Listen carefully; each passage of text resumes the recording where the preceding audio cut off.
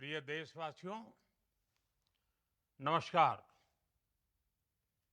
हम सभी ने बीते दिनों में देश का सामर्थ्य और उसका संयम दोनों देखा है।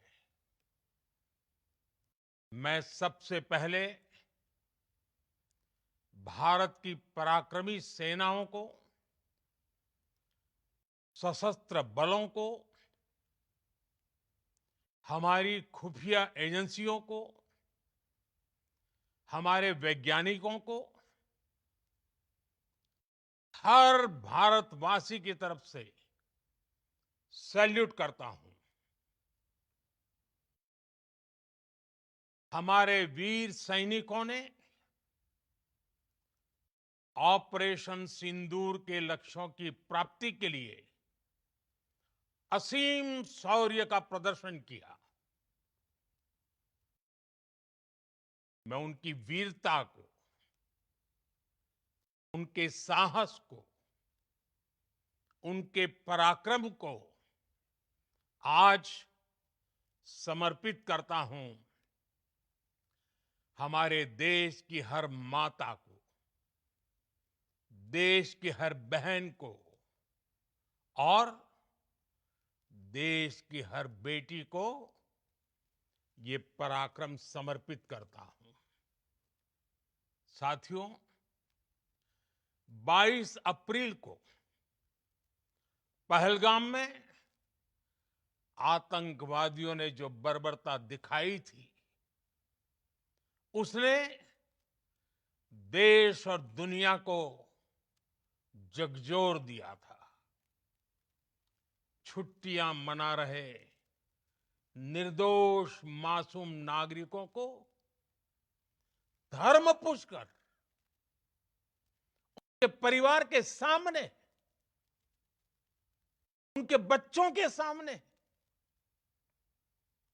बेरहमी से मार डालना, यह आतंक का बहुत विभत्स चेहरा था, क्रूरता थी। देश के सद्भाव को तोड़ने की घिनौनी कोशिश भी थी। मेरे लिए व्यक्तिगत रूप से ये पीड़ा बहुत बड़ी थी। इस आतंकी हमले के बाद सारा राष्ट्र, हर नागरिक, हर समाज, हर वर्ग, हर राजनीतिक दल एक स्वर में आतंक के खिलाफ कड़ी कार्रवाई के लिए उठ खड़ा हुआ। हमने आतंकवादियों को मिट्टी में मिलाने के लिए भारत की सेनाओं को पूरी छूट दे दी और आज हर आतंकी, आतंक का हर संगठन जान चुका है कि हमारी बहनों बेटियों के माथे से सिंदूर हटाने का अंजाम क्या होता है। साथियों, ऑपरेशन सिंदूर ये सिर्फ नाम नहीं है, ये देश के कोटि कोटि लोगों की भावनाओं का प्रतिबिंब है। ऑपरेशन सिंदूर न्याय की अखंड प्रतिज्ञा है।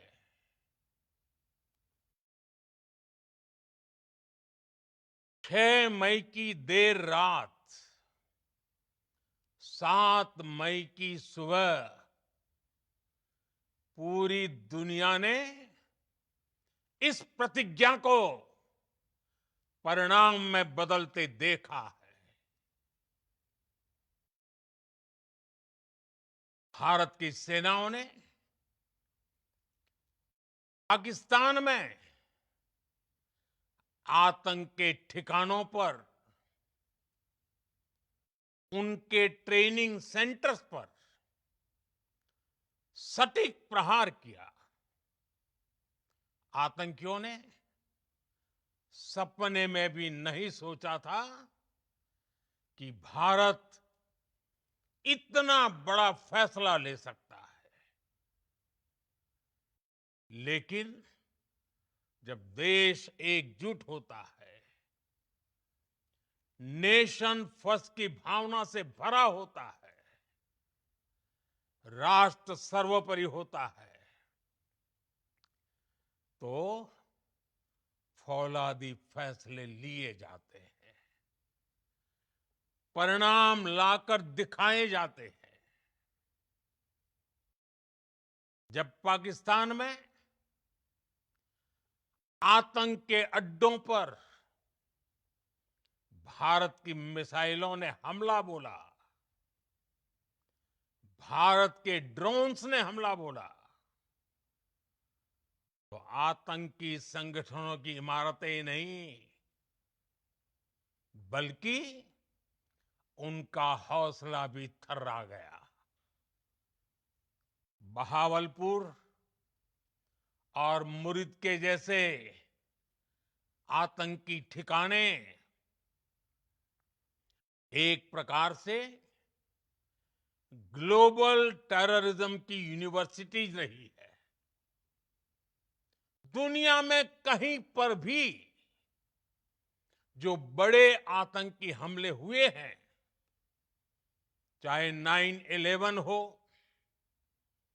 चाहे लंदन ट्यूब बॉम्बिंग हो, या भारत में दशकों से जो बड़े बड़े आतंकी हमले हुए हैं, उन सब के तार कहीं ना कहीं आतंक के इन्हीं ठिकानों से जुड़ते रहे हैं।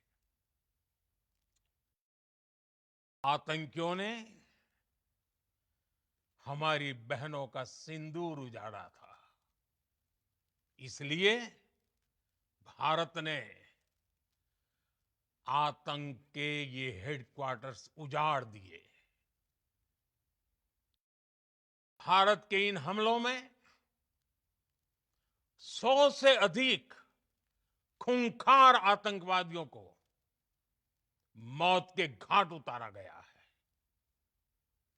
आतंक के बहुत सारे आका बीते 2.5-3 दशकों से खुलेआम पाकिस्तान में घूम रहे थे, जो भारत के खिलाफ साजिशें करते थे। उन्हें भारत ने एक झटके में खत्म कर दिया। साथियों, भारत की इस कार्रवाई से पाकिस्तान घोर निराशा में गिर गया था, हताशा में गिर गया था, बौखला गया था।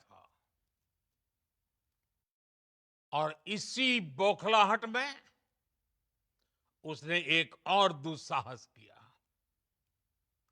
आतंक पर भारत की कार्रवाई का साथ देने के बजाय पाकिस्तान ने भारत पर ही हमला करना शुरू कर दिया। पाकिस्तान ने हमारे स्कूलों, कॉलेजों को, गुरुद्वारों को, मंदिरों को, सामान्य नागरिकों के घरों को निशाना बनाया। पाकिस्तान ने हमारे सैन्य ठिकानों को निशाना बनाया। लेकिन इसमें भी पाकिस्तान खुद बेनकाब हो गया। दुनिया ने देखा कि कैसे पाकिस्तान के ड्रोन्स, पाकिस्तान की मिसाइलें भारत के सामने तिनके की तरह बिखर गई। भारत के सशक्त एयर डिफेंस सिस्टम ने उन्हें आसमान में ही नष्ट कर दिया। पाकिस्तान की तैयारी सीमा पर वार की थी, लेकिन भारत ने पाकिस्तान के सीने पर वार कर दिया। भारत के ड्रोन्स, भारत की मिसाइलों ने सटीकता के साथ हमला किया। पाकिस्तानी वायुसेना के उन एयरबेस को नुकसान पहुंचाया, जिस पर पाकिस्तान को बहुत घमंड था। भारत ने पहले 3 दिनों में ही पाकिस्तान को इतना तबाह कर दिया, जिसका उसे अंदाजा भी नहीं था। इसलिए भारत की आक्रामक कार्रवाई के बाद पाकिस्तान बचने के रास्ते खोजने लगा।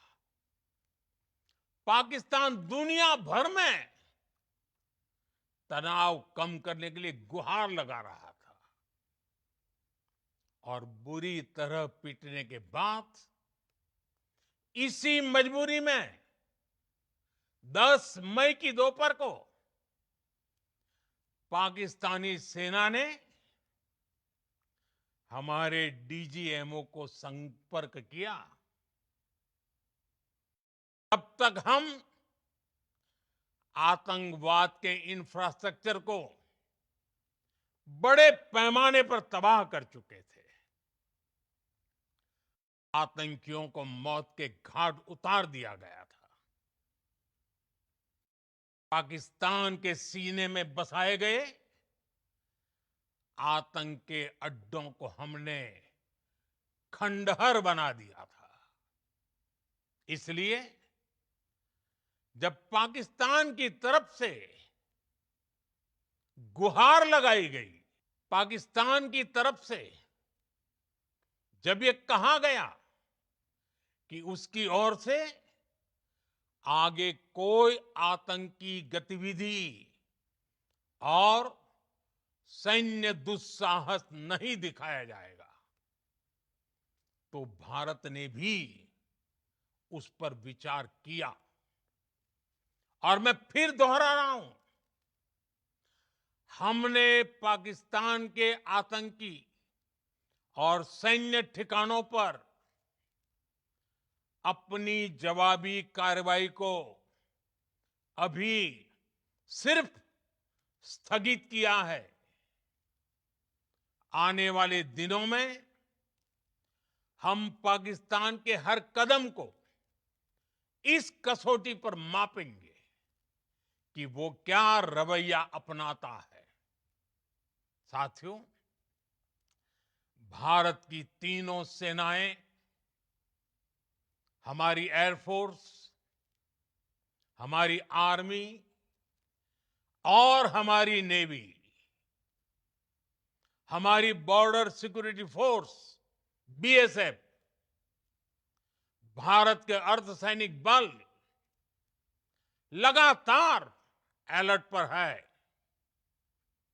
सर्जिकल स्ट्राइक और एयर स्ट्राइक के बाद अब ऑपरेशन सिंदूर आतंक के खिलाफ भारत की नीति है। ऑपरेशन सिंदूर ने आतंक के खिलाफ लड़ाई में एक नई लकीर खींच दी है, एक नया पैमाना, न्यू नॉर्मल तय कर दिया है। पहला, भारत पर आतंकी हमला हुआ तो मुंह तोड़ जवाब दिया जाएगा। हम अपने तरीके से, अपनी शर्तों पर जवाब देकर रहेंगे। हर उस जगह जाकर कठोर कार्रवाई करेंगे जहां से आतंक की जड़ें निकलती हैं। दूसरा, कोई भी न्यूक्लियर ब्लैकमेल भारत नहीं सहेगा। न्यूक्लियर ब्लैकमेल की आड़ में पनप रहे आतंकी ठिकानों पर भारत सटीक और निर्णायक प्रहार करेगा। तीसरा, हम आतंक की सरपरस्त सरकार और आतंक के आकाओं को अलग अलग नहीं देखेंगे। ऑपरेशन सिंदूर के दौरान दुनिया ने पाकिस्तान का वो घिनौना सच फिर देखा है, जब मारे गए आतंकियों को विदाई देने पाकिस्तानी सेना के बड़े बड़े अफसर उमड़ पड़े। स्टेट स्पॉन्सर्ड टेररिज्म का ये बहुत बड़ा सबूत है। हम भारत और अपने नागरिकों को किसी भी खतरे से बचाने के लिए लगातार निर्णायक कदम उठाते रहेंगे। साथियों, युद्ध के मैदान पर हमने हर बार पाकिस्तान को धूल चटाई है और इस बार ऑपरेशन सिंदूर ने नया आयाम जोड़ा है। हमने रेगिस्तानों और पहाड़ों में अपनी क्षमता का शानदार प्रदर्शन किया और साथ ही न्यू एज वॉरफेयर में भी अपनी श्रेष्ठता सिद्ध की। इस ऑपरेशन के दौरान हमारे मेड इन इंडिया हथियारों की प्रामाणिकता सिद्ध हुई। आज दुनिया देख रही है 21वीं सदी के वॉरफेयर में made in India defence equipments, इसका समय आ चुका है। साथियों, हर प्रकार के आतंकवाद के खिलाफ हम सभी का एकजुट रहना, हमारी एकता हमारी सबसे बड़ी शक्ति है। निश्चित तौर पर ये युग युद्ध का नहीं है, लेकिन ये युग आतंकवाद का भी नहीं है। टेररिज्म के खिलाफ जीरो टॉलरेंस, ये एक बेहतर दुनिया की गारंटी है। साथियों, पाकिस्तानी फौज, पाकिस्तान की सरकार जिस तरह आतंकवाद को खाद पानी दे रहे हैं, वो एक दिन पाकिस्तान को ही समाप्त कर देगा। पाकिस्तान को अगर बचना है तो उसे अपने टेरर इंफ्रास्ट्रक्चर का सफाया करना ही होगा। इसके अलावा शांति का कोई रास्ता नहीं है। भारत का मत एकदम स्पष्ट है। टेरर और टॉक एक साथ नहीं हो सकते। टेरर और ट्रेड एक साथ नहीं चल सकते और पानी और खून भी एक साथ नहीं बह सकता। मैं आज विश्व समुदाय को भी कहूंगा, हमारी घोषित नीति रही है अगर पाकिस्तान से बात होगी तो टेररिज्म पर ही होगी। अगर पाकिस्तान से बात होगी तो पाक ऑक्युपाइड कश्मीर पीओके उस पर ही होगी। प्रिय देशवासियों, आज बुद्ध पूर्णिमा है। भगवान बुद्ध ने हमें शांति का रास्ता दिखाया है। शांति का मार्ग भी शक्ति से होकर जाता है। मानवता शांति और समृद्धि की तरफ बढ़े, हर भारतीय शांति से जी सके, विकसित भारत के सपने को पूरा कर सके, इसके लिए भारत का शक्तिशाली होना बहुत जरूरी है। और आवश्यकता पड़ने पर इस शक्ति का इस्तेमाल भी जरूरी है। और पिछले कुछ दिनों में भारत ने यही किया है।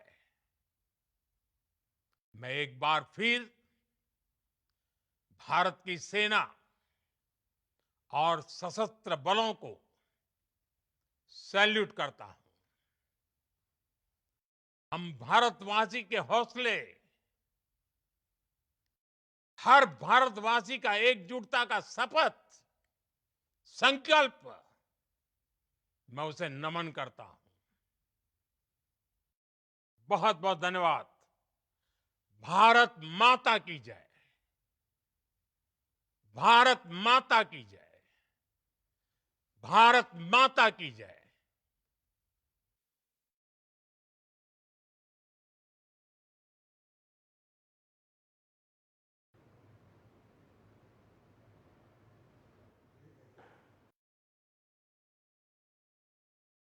The mark you see on my nail is a mark of a person who's just voted.